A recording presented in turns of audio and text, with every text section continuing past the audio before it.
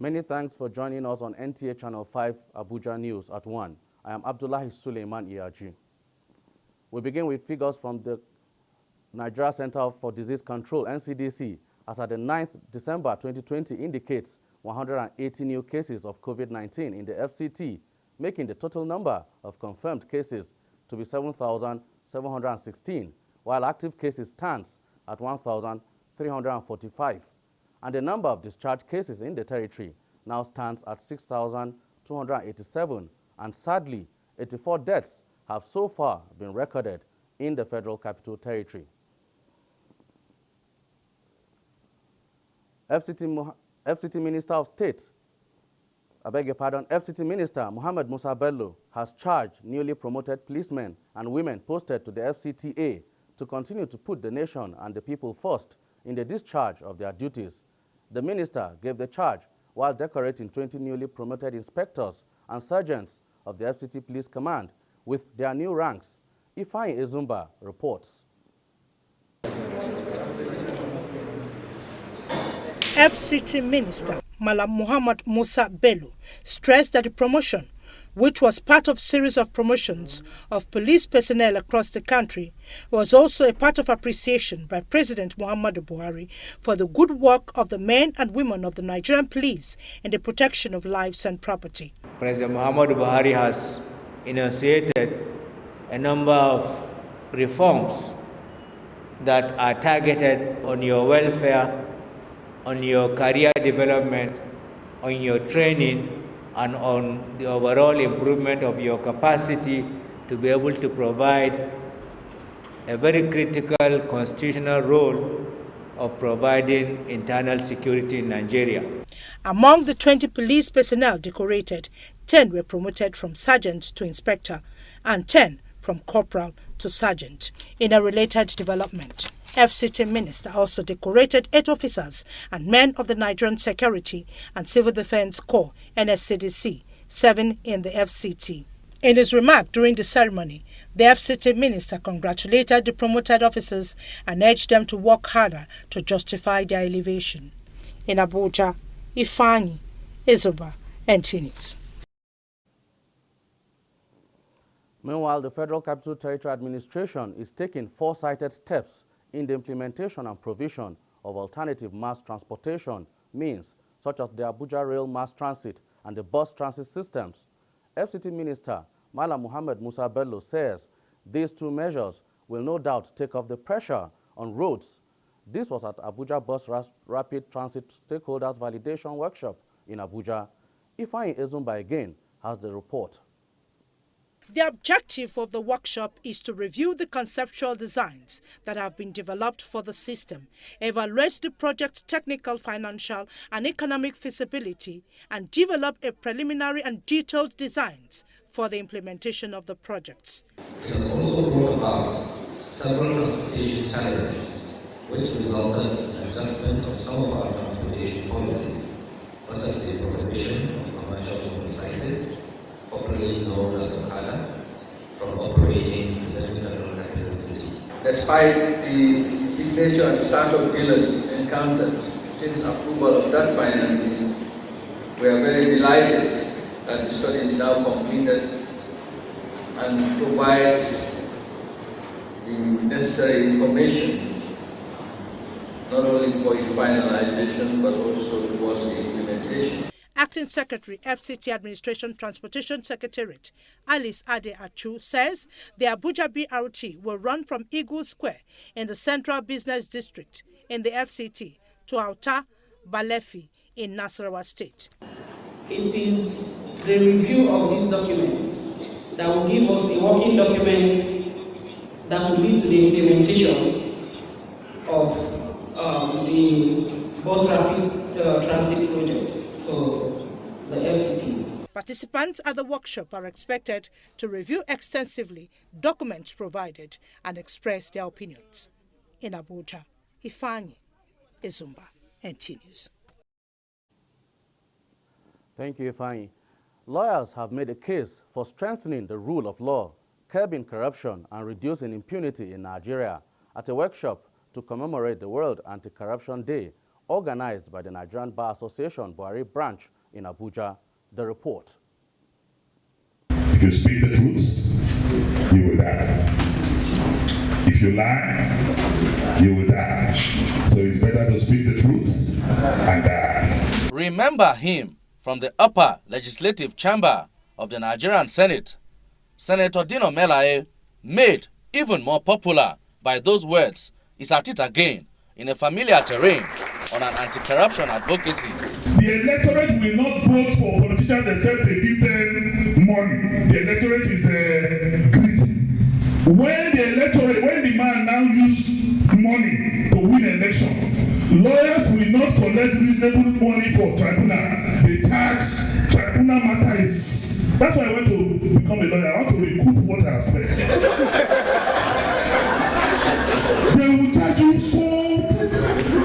This thing is not only about this illegal work. You don't have to. It's not a crime for a lawyer to make plenty money. So I politely disagree. And I'm happy that he's joining us in the legal profession and to see that it's not easy. So when a lawyer gives you his charges, it's for you to negotiate with the person and see how far you can go with him.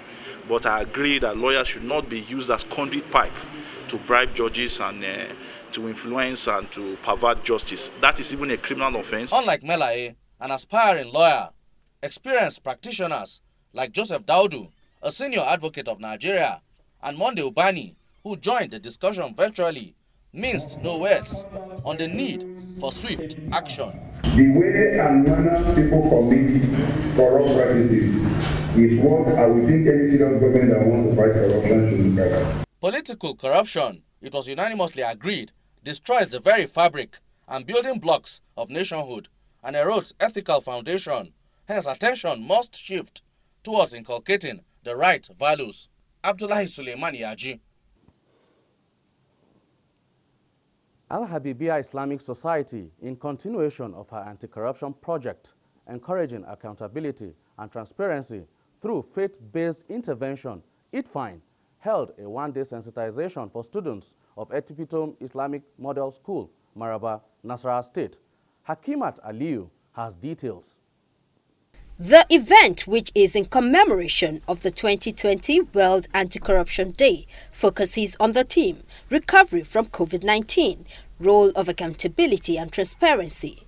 National Imam Al-Habibiyya Islamic Society, Fuad Adeyemi, noted that the crusade is being brought to the students who are future leaders as a way of engaging them in the fight against a national enemy, corruption. How do we now challenge this thing? How do we now have a fight this double on devilish thing that is affecting us? Or what impact can we have in changing the way things are being done so that this crisis would not consume all of us? They don't understand that it is not a normal norm to be corrupt. For the participants, lectures from the organizers and officer from the Independent Corrupt Practices Commission has further broadened their knowledge on how corruption affects the growth of the nation and what needs to be done. I learned that we actually have to learn how to be vibrant and prevent corruption in our societies, communities and nation at large. There's a need for us to stand up against corruption. The Al-Habibiyya ITFIN project is presently carried out in states of the Federation and the FCT, sensitizing religious leaders and the community on the dangers of corruption. In Abuja, Hakimat Aliyu, NTA News. Many thanks, Hakimat, there. And still talking corruption. Corruption is criminal, immoral, and the ultimate betrayal of public trust. It is even more damaging in times of crisis, as the world is experiencing now with the COVID-19 pandemic. The occasion of the World Anti-Corruption Day provides an opportunity to highlight the strengthening of the rule of law and reducing impunity. The report. The Nigerian government has made the fight against corruption a top priority, reaffirming its commitment to reform the criminal justice system. Pervasive corruption is causing a massive strain on public resources and eroding citizen trust in the system. Successive governments have devised numerous ways of tackling this threat, particularly since the country's return to civilian rule, passing legislation and setting up the anti-corruption agencies with a mandate to independently investigate, prosecute, and prevent corruption. Corruption thrives in times of crisis, and the ongoing pandemic is no exception, according to the United Nations Secretary General, Antonio Guterres, who thinks the response to the virus is creating new opportunities for exploitation by diverting funds away from people in their hour of greatest need. Corruption squanders public resources, undermining sustainable, inclusive development and peaceful societies. It angers people, rightly, and erodes trust in governments and their leaders. The global COVID-19 pandemic is increasing the risk of corruption from the health sector to public procurement, stimulus packages, and rescue funds. As the debate continues, all eyes remain on the ball towards ending corruption among nations. Abdullahi Suleiman Iyaji, NTA News. Time for break now. The news continues shortly. Stay tuned.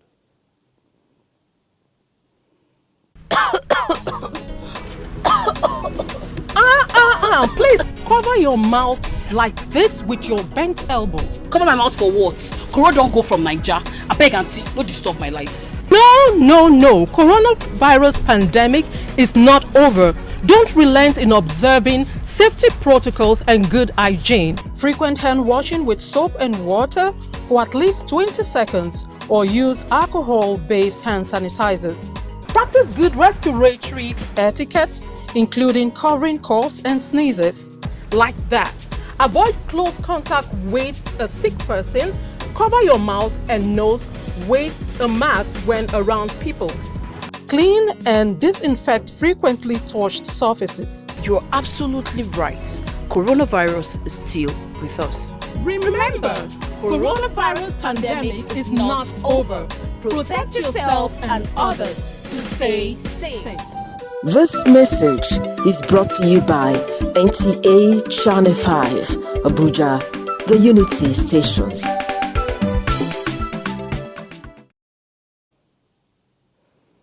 Welcome back. Now for more on security. In a bid to enhance the people's confidence towards the police for service delivery, the Eminent People's Forum in Abuja has presented suggestion and information boxes to the FCT Police Command, led by its chairman and former Commissioner of Police, Lawrence Alobi. Ilyasu Onotu Yakubu reports. Over the years, the Nigerian public dreaded the act of going to the police to voluntarily give information about suspected criminals on account of mistrust between the police and the people they serve. This challenge has often been identified by security experts as a major stumbling block in the fight against insecurity. But the Eminent People's Forum is offering the FCT police a leeway out of the challenge. And that explains these 50 intelligence gathering and suggestion boxes. We should set the pace and ensure that this is done. That is based on this that we decided to task ourselves to develop these boxes and present to this FCT Police Command to assist them, to support them, in line also with the principle of community policing. Commissioner of Police Bala Chiroma, full of appreciation to the forum for the gesture, said the donations will assist the command greatly in its intelligence-based campaign against crime. Pass information without necessarily divulging any information about yourself, because it's just going to be plain, no name, no address, no phone number. So this will assist us in harvesting a lot of information from members of the public, and therefore it will go a long way in enhancing security within their city. The Eminent People's Forum called on FCT residents to make judicious utilization of the boxes to make constructive input to the security of the nation's capital for the good of all. Ilyasu Onotu Yakubu, NTA News. And to some health news. Residents of Kefi and environs will now heave a sigh of relief in the area for proper diagnosis and dialysis as Minister of State for Health, Dr. Adeleke Olorunnibe Mamora, inaugurates new projects that will add value to the existing health infrastructure at the Federal Medical Center, Kefi. Ungose Peve reports. Federal Medical Center KEFI, established in 2001, has continued to witness rapid development with assistance from state and federal government to improve its healthcare service delivery. Minister of State for Health Dr. Adeleke Olorunimbe Mamora, while inaugurating some projects at the center, says, "Health is one of the basic necessities of man. Therefore, government will ensure medical care is available and accessible for all Nigerians." The goal of this administration is to ensure that at least one functional health center is present in every political ward in the country. Management of the hospital expressed their desire to collaborate with relevant stakeholders in meeting the health needs of the people. The new projects are medical laboratory, VIP amenity ward, and hemodialysis center. From KEFI, Nguse PV, NTA News. Road traffic crashes have emerged as an important public health issue which needs to be tackled by a multidisciplinary approach aside the Federal Road Safety Corps, who is saddled with the responsibility of road crashes challenge. In creating more awareness and sensitization during emergencies on the road during this festive season, the FRSC FCT Lugbe Unit Command has put together a one-day workshop with the theme, Effective Response to Road Traffic Victims, a panacea to quick recovery for a better motoring public. Kama has details. Synergy with the health sector to checkmate efficient casualty handling and keeping data of victims in the case of injury or death during road mishaps informed the workshop put together by the Federal Road Safety Corps FCT Command, especially as the festivities is fast approaching and increased vehicular movement on the road are expected. The FRSC says to implement the rules and regulations available to prevent road crashes, strict awareness for scientific engineering measures and modalities are needed to provide prompt health care during emergencies. The workshop is mainly for crash handling. It has to do with issues of rescue. How do you handle a crash victim? So professionals have been brought in, all of them medical doctors, to handle this aspect of the workshop. It will go a long way to broaden the synergy between the Lugbe Command, FRSC at large, with these health providers. FRSC can synergize with healthcare providers on the issue of getting the victim, accident victims treated as early as it is expected. Yusuf Adaji, head of Special Marshals FCT Command, says there is need for improvement in victims' handling during emergencies. We have a lot of improvements on what activities in the previous years. That is born out of this kind of workshop, this kind of sensitization, this kind of programs we do. This workshop, stakeholders say, will also create awareness among the health professionals about various modalities available to prevent road crashes towards spreading the message of road safety as good citizens of the country. Kama, NTA News. Interesting one there. Instituted by the United Nations to commemorate victims of genocide as well as highlight government's responsibilities to prevent and punish crimes of genocide, Rosemary Motalek Bilal takes a look at the 2020 International Day of Commemoration and Dignity of the Victims of Crime of Genocide and of the prevention of this crime. Genocide is a deliberate systematic destruction and killing of a large number of people from a particular nation or ethnic group with the aim of wiping them out. The United Nations Convention confirms that genocide, whether committed in time of peace or war, is a crime under international law which parties to the convention undertake to prevent and to punish every act of genocide. One of the worst cases of genocide include the Holocaust, often referred as the darkest chapter in human history. There was also the Cambodian genocide of 1975 to 1979 and the Rwandan genocide of 1994, dubbed the most deadly genocide of the last decades. The day was first observed in 2015 to immortalize and honor victims of past genocide. preventing genocide and other monstrous crimes is a shared responsibility and the core duty of the United Nations. The world must always be alert to the warning signs of genocide and act quickly and early against the threat. Though Nigeria never experienced any form of genocide, despite all the security challenges and pockets of ethno-religious crisis, security operatives are at their best to guide against any acts capable of inciting genocide. We are not relenting in ensuring that we do not record such a situation. And I would like to use this medium to ask residents to desist, to live in harmony, because one of the things that spurs genocide is failure to understand or to coexist as expected. This year's event, in line with the UN 75 initiative and commitment, is geared towards promoting peace and preventing conflicts around the world.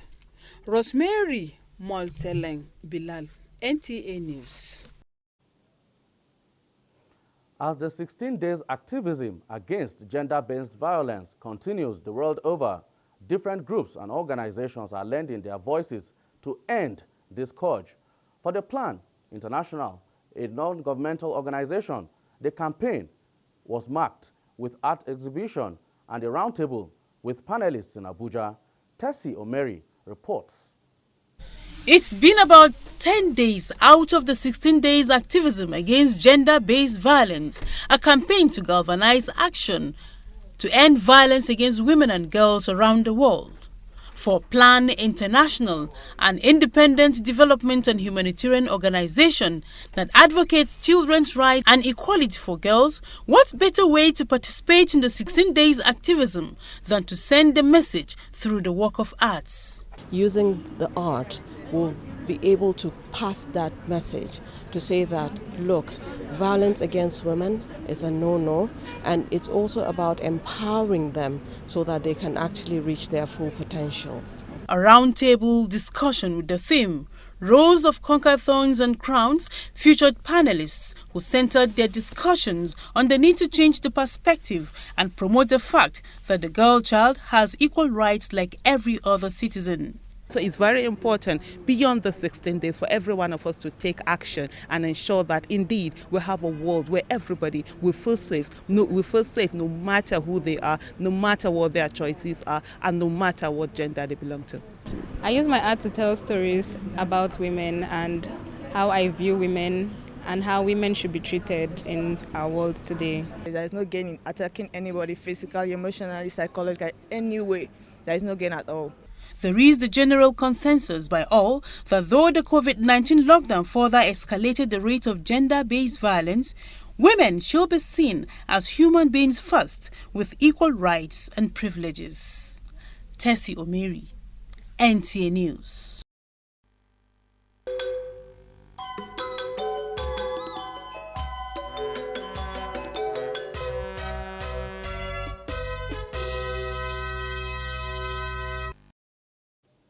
And these are the sporting stories making the rounds. Robo FC of Lagos begin their 2020-2021 Nigerian Women Football League season on a winning note, defeating Nasarawa Amazons 1-0 at the Lafia City Stadium, as Flying Eagles suffered a 1-0 defeat to Black Satellites of Ghana in the Wafu B Under-20 qualifiers. Details with Abdullahi Ajia on Sports Brief.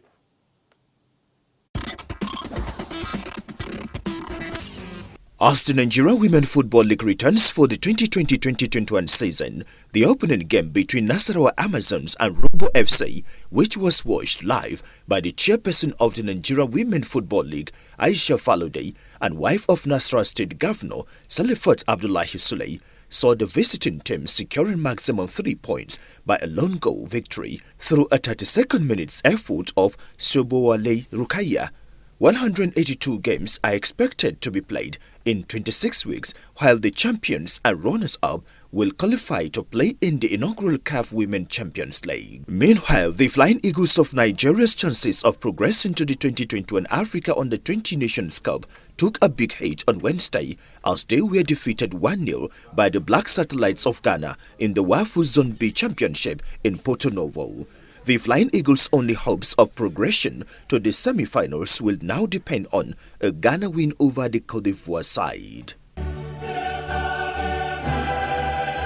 Elsewhere, in the UEFA Champions League on Wednesday, Real Madrid 2-0 victory saw them through to the next round, topping Group B, with Inter Milan not making 8 after a goalless draw against Shakhtar Donetsk. Manchester City consolidated their points with a 2-0 win over Olympique Marseille. PSG trashed Istanbul Basaksehir 5-1. With Sports Brief, Abdullahi Ajia, NTA News.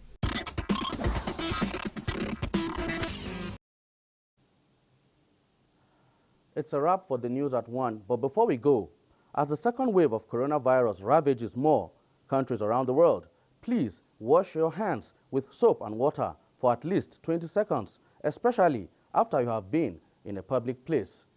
Thanks for watching. Good afternoon.